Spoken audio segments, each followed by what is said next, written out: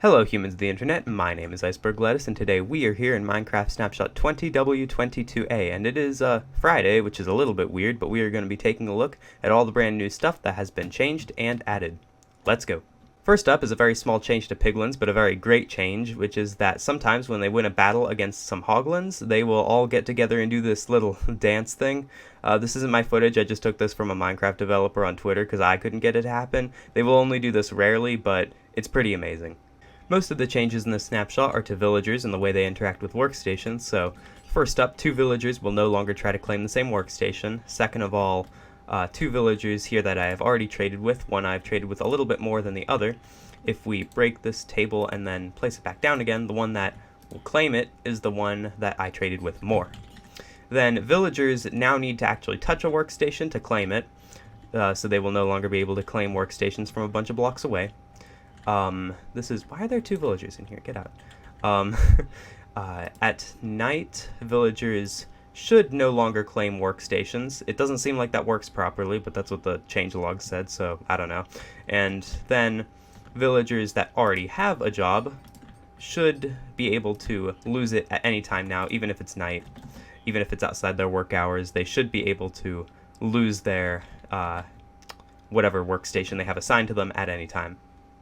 Next up, we've got some changes to bells. So the changelog literally only said bells can be placed under more blocks now, and I don't know what blocks have been added to the repertoire of things you can place bells under, but I do know it works with walls, glass panes, and slabs. I don't know if that worked before or if that's a change, but it works.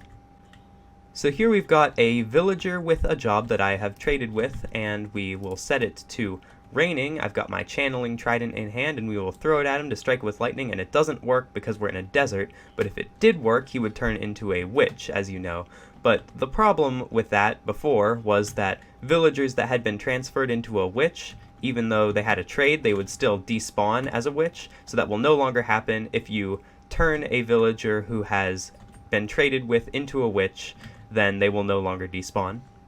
Here we've got a strider with a saddle on him, so if we crouch and click on this guy, we will no longer be able to ride him while we are crouching. You need to actually uncrouch to get on any rideable mobs now. And, oh, you okay, buddy? I think he'll be okay.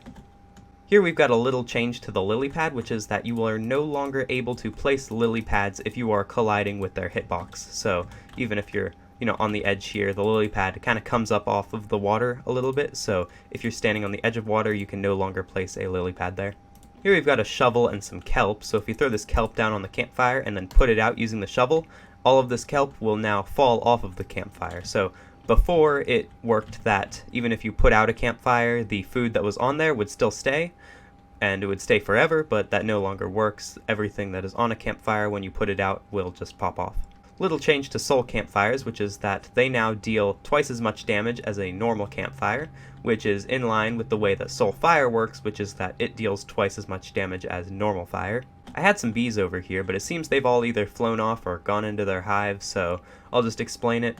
Bees will now age even if they are inside of a nest or a hive. So before, there was a big problem, which is that bees, like baby bees, had the exact same time to grow up as any other mob, but it seemed like it took a lot longer because bees don't actually spend much of their time outside the hive. They mostly spend their time inside there, and then they come out just occasionally to pollinate and get some flowers. But the problem with that was their counter for their age and how long it took them to grow up would only increase when they were outside the hive. So it took them up to an entire Minecraft day for them to grow up, even though they should have grown up a lot faster if they were outside the hive. So now the bees' age will increase even as they are inside the hive.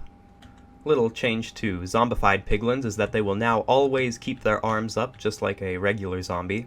Here we have a giant warped fungus, which shows off a small change, which is that no longer will vines and shroom lights occasionally replace the stem. The stem will always override those. So that might seem like a bit of an insignificant change, but this was causing problems for some automatic warped tree farms, which was sometimes the bottom block would get replaced by a twisting vine, and then the bone meal that was supposed to grow the tree would start bone mealing the twisting vine, and it caused all sorts of problems. So that will no longer happen. The stems of these sorts of trees will always take precedence over shroomlights or vines.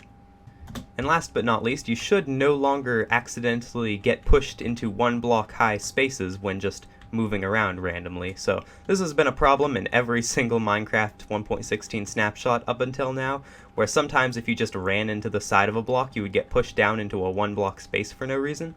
So that should no longer happen. You should be able to just go about your day and not get crushed into tiny spaces all the time. So that is just about everything that has been changed in this snapshot. I hope you all enjoyed watching, and see you next time, everybody. Bye.